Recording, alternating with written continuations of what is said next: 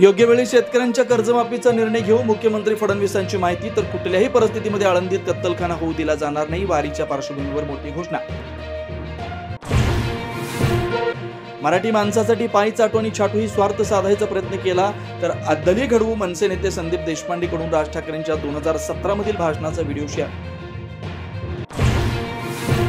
सुनील तटकर यांच्या सर्व अघोरी विद्या बाहेर काढणार. रायगडच्या पालकमंत्री पदावरून आमदार दळवींचा निशाणा.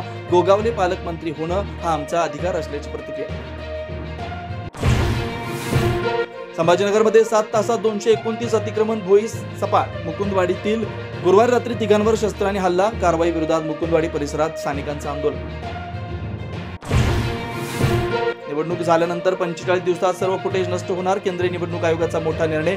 फुटेजचा गैरवापर करून चुकीची माहिती पसरवल्याची शंका. 45 दिवसांच्या आत निकालाला आव्हान द्यावं लागणार.